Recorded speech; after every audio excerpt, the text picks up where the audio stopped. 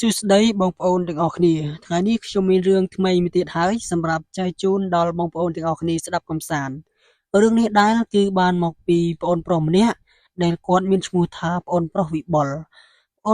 គាត់បានរៀបរាប់ថាគាត់នឹងគឺបានទៅលេងផ្ទះរបស់មិត្តភ័ក្តិគាត់នៅកំពង់ឆ្នាំង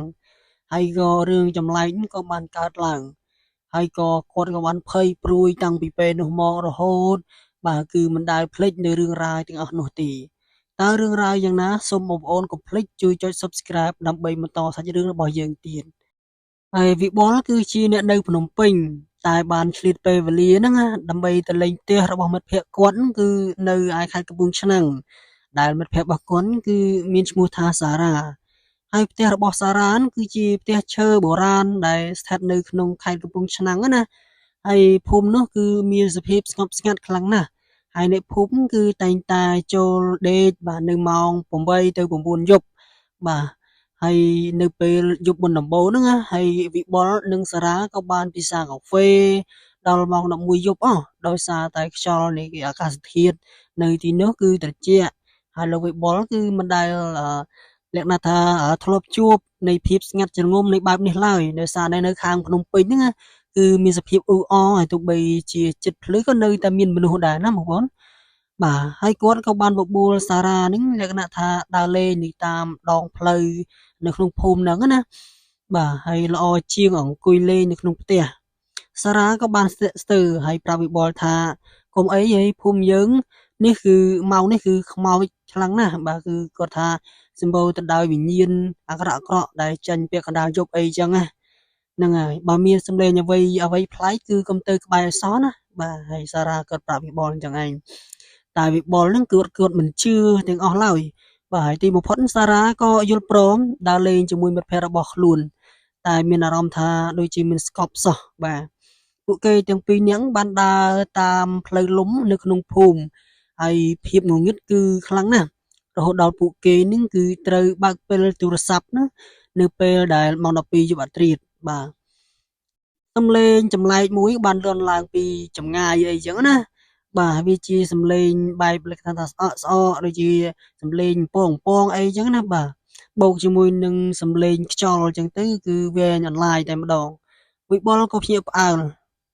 បាទគឺគាត់បាននិយាយថាសារ៉ាហើយឮសំឡេងអីដែរនឹងហើយលក្ខណៈថាម៉ោងនេះគឺគ្មានអ្នកណាគឺភ្ញាក់ទៀតទេបាទសារ៉ាលក្ខណៈគាត់ភ័យណាបាទគឺខ្ញុំមិនដឹងទេខ្ញុំមិនដែលឮសំឡេងនៅកណ្ដាលយប់បែបនេះឡើយហើយយើងត្រឡប់ទៅផ្ទះវិញទេបាទគាត់ប្រាប់វិបុលអញ្ចឹងណាហើយតែវិបុលដោយសារតែការចង់ដឹងហើយគាត់ក៏ទាញលក្ខណៈថាទាញដៃសារ៉ានឹងឲ្យដើរទៅតាមសំឡេងនោះបាទអញ្ចឹងលក្ខណៈថាវិបុលគឺរឿងរស់ណាបាទអញ្ចឹងពេលគាត់ដើរទៅជិតដល់គល់ស្វាយមួយដ៏ធំណាហើយមានលក្ខណៈថាមានយ័ន្តគេបានព្យួរនៅទីនោះហើយពួកគេក៏បានឃើញទស្សនវិជ្ជាមួយដែលมันអាចលក្ខណៈថាมันអាចបំភ្លេចបានឡើយណាបាទហើយនៅក្រោមនោះគឺមានចង្គៀងគោមួយក្រហមបាទហើយស្រអាប់ដែលព្យួរនៅលើរទេះចាស់មួយដែលមានផ្សែងហុយហើយមានស្ត្រីចំណាស់ម្នាក់ហ្នឹងកំពុងតែលក់នំបញ្ចុកបងប្អូនបាទ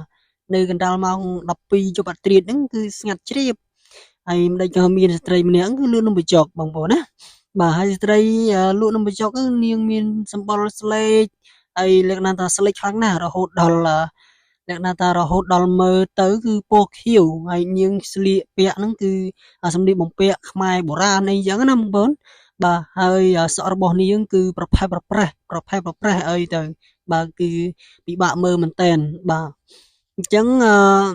រទេះនំបញ្ចុកនោះគឺមានលក្ខណៈចម្លែកវាមិនមែនជារទេះធម្មតាទេតែដូចជាប្រមូលផ្ដុំឈើចាស់ដែលមានលក្ខណៈថាប្រឡាក់ដីអីចឹងណាបាទហើយស្ត្រីចំណាស់ក៏បានលក្ខណៈថាលើកក្បាលរបស់នាងបន្តិចហើយភ្នែកម្ខាងរបស់នាងគឺលៀនចេញមកបន្តិចភ្នែកសបន្តិចភ្នែកក្រហមអីទៅបាទហើយមើលទៅវិបុលនិងសារ៉ាហើយស្ត្រីលក់នំបញ្ចុកនោះហើយសំឡេងដូចជាខ្សឹបខ្សឹបពីតំបន់នោះផងដែរហើយលក្ខណៈថាគាត់ហៅវិបុលជាមួយនឹងសារ៉ាថាកូនមកពីណាម៉ោងនេះឃ្លានំបញ្ចុកហើយមែនទេនេះនំបញ្ចុកអ៊ំឆ្ងាញ់ណាស់ មកហូបទៅអ៊ំមិនគិតថ្លៃទេបាទគាត់អញ្ចឹងណាបាទគាត់ហៅអញ្ចឹងហើយខណៈពេលដែលវិបុលកំពុងតែឈររឹងខ្លួនហ្នឹងគឺដោយការដែលភ្ញាក់ផ្អើលបាទហើយសារ៉ាដែលធ្លាប់រស់នៅក្នុងភូមិនោះក៏ដឹងភ្លាមៗថាអ្វីដែលកំពុងកើតឡើងនោះគឺគាត់បានចាំនៅរឿងរ៉ាវបុរាណថាអ្នកលក់ដ៏ចម្លែកនៅកណ្ដាលយប់គឺតែងតែជាខ្មោចអឃាតដែលត្រូវបានចែករំលែកចំណីរបស់ពួកគេហ្នឹងដើម្បីទាក់ទាញពលឹងមនុស្សអញ្ចឹងណាបាទហើយសារ៉ាក៏បានខ្សឹបដាក់ត្រចៀកវិបុលថាវិបុលកុំមើលទៅនាងអីបាទនាងមិនមែនជាមនុស្សទេហើយនាងកំពុងតែហៅប្រលឹងយើងហ្នឹងគឺឲ្យ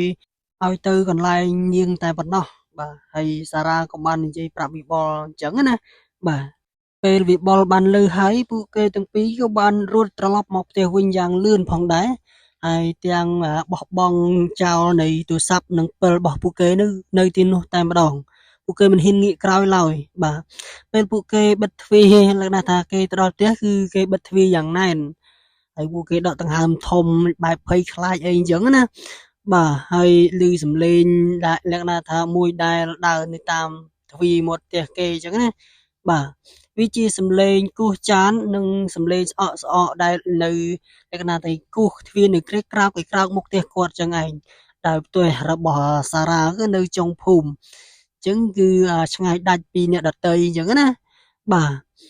ហើយរហូតដល់មាន់រងាវទើបសំឡេងនោះគឺបានស្ងប់ស្ងាត់ទៅវិញបាទហើយវិបុលនិងសារ៉ាក៏បានដេកមិនលក់ឡើយរហូតដល់ព្រឹកនោះបាទចាប់ពីពេលនោះមកវិបុលក៏លែងហ៊ានដើរនៅពេលយប់នៅផ្ទះ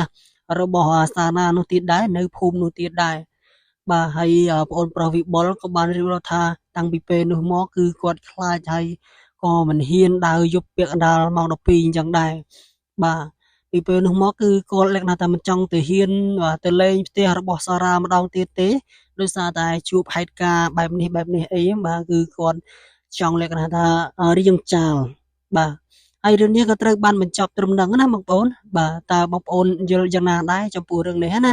ហើយបងប្អូនកុំភ្លេចជួយចុច Subscribe ខ្ញុំម្នាក់មួយដើម្បីទទួលបានរឿងរ៉ាវថ្មីៗនិងរន្ធត់ជាបន្តបន្ទាប់ទៀតសូមអរគុណសូមជម្រាបលា